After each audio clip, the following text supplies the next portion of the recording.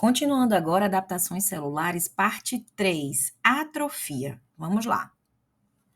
Atrofia é um tipo de adaptação celular em respostas à mudança no ambiente, ou seja, a gente já viu isso antes, esse conceito se repete em todos os eventos de adaptação celular, mas no caso da atrofia, ocorre diminuição da quantidade de células ou do volume celular, resultando aí numa diminuição no tamanho de um órgão, de uma região do corpo, tá?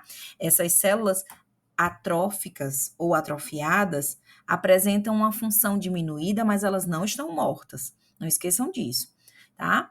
Esse órgão ele está apenas atrófico, atrofiado, com seu tamanho diminuído. Então, existem várias causas de atrofia. Nós passamos por um evento de atrofia de um dos nossos órgãos de defesa, que seria o timo, né? E é um processo natural, tá? Existem processos de atrofia fisiológicos e outros desencadeados aí por processos patológicos. O fato é que existem várias causas para a atrofia.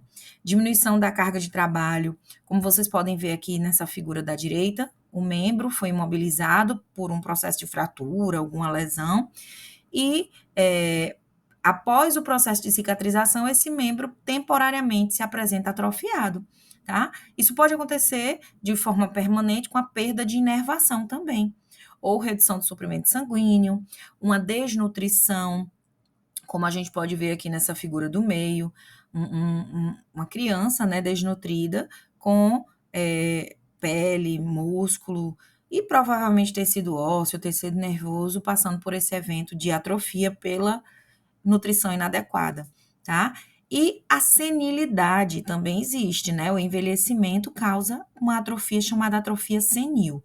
Então, o conceito de atrofia, ele é bem simples, tá, gente? É o único dentro de todas as adaptações que leva à redução de um tamanho de um órgão, de um tecido, de uma região do nosso corpo e é causada por eventos diversos. Alguns fundamentos para vocês não confundirem a atrofia com nenhuma outra adaptação celular e também com outros eventos, tá? No caso da atrofia, as células se tornam menores, tá? Ela não tem uma demanda funcional tão alta, então essa célula ela vai começar a reduzir a síntese proteica, diminui até o número de organelas, ocorre um evento de autofagia, tá? De organelas, uma destruição para redução da atividade metabólica. E existem proteínas celulares que vão ser alvejadas, vão ser degradadas, tá? Principalmente a ubiquitina proteasoma, tá? Em caso de deficiência de nutrientes, no desuso de algum órgão, a gente ativa essas proteínas celulares, chamadas de ubiquitina ligases, que vão começar a desativar, a degradar essas proteínas dos proteassomas.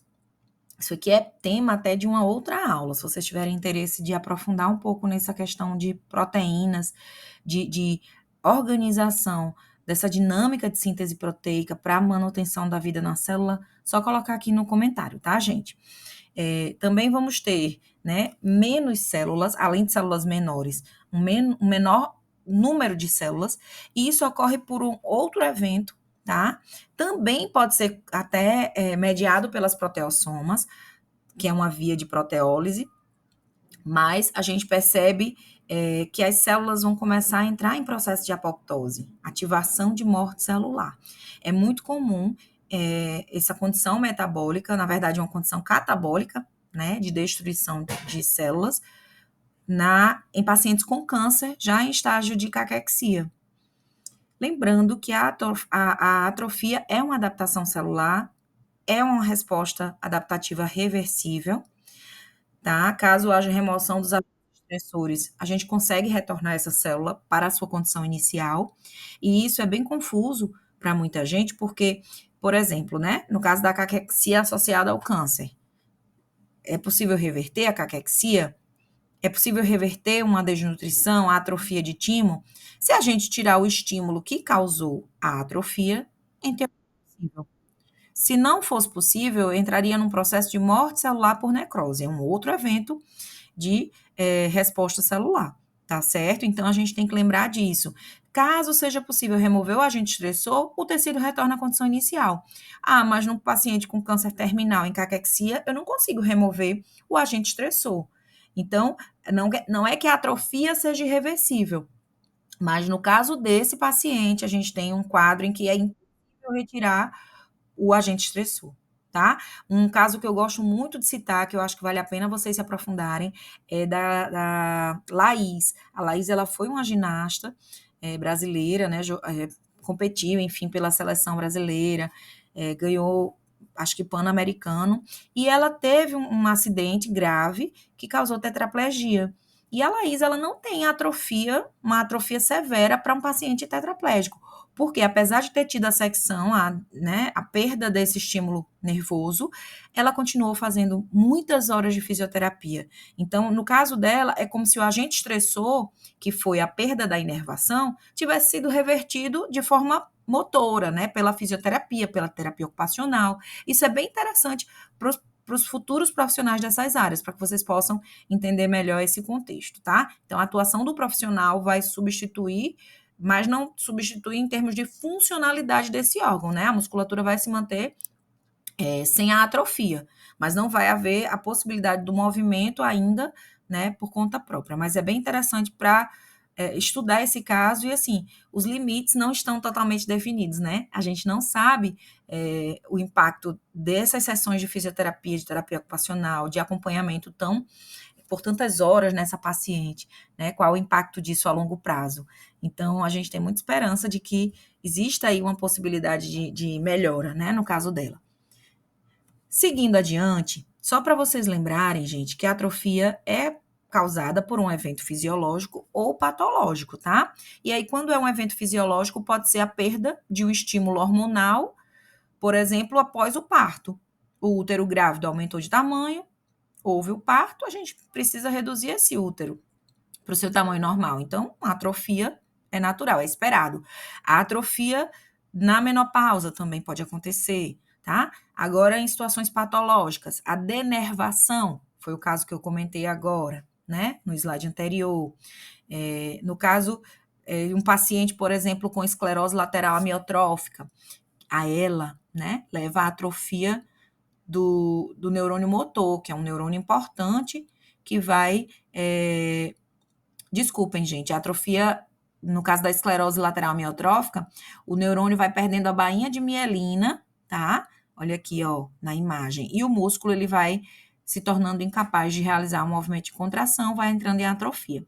A esclerose múltipla é que leva à atrofia do neurônio, tá? Então, é só para vocês verem que pode haver aí atrofia de célula nervosa. Eu não vou conseguir reverter esse processo nessa célula, por isso que a gente vai ter um quadro permanente, né, no paciente. Entretanto, a gente consegue estabilizar.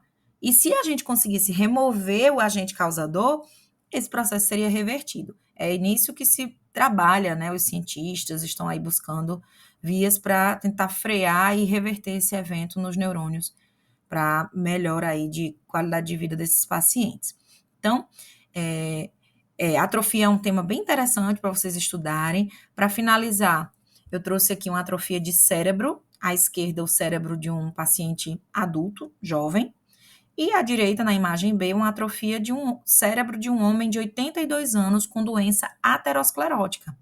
Nesse caso, além do envelhecimento, que é a atrofia senil, como eu falei no início, tem redução do suprimento sanguíneo. Vocês podem perceber, olhando as duas imagens, que na figura B ocorre perda de substância do cérebro. Os giros cerebrais estão mais estreitos e também nós temos os sulcos cerebrais mais alargados, mais profundos. Isso é sinal de atrofia, tá?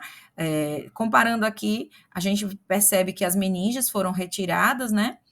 Mas no caso aí é só para mostrar mesmo a superfície do cérebro com mais detalhes. Então, fechamos aqui a atrofia. Sugiro que vocês se aprofundem, mergulhem em águas mais profundas, vejam em detalhes. É muito importante que um profissional de saúde se aprofunde. Isso aqui é só a ponta do iceberg, é a revisão. São tópicos para que você possa pegar o capítulo do livro e se debruçar. Faça a diferença, seja um profissional de saúde com uma boa qualidade técnica. Isso vai fazer toda a diferença na sua profissão. E não esqueça de se inscrever para que eu possa gravar ainda mais vídeos, trazer assim temas que são difíceis de serem estudados de forma mais simples, para você desbravar esse conteúdo e depois mergulhar aí nos livros. Um abraço, gente, até a próxima.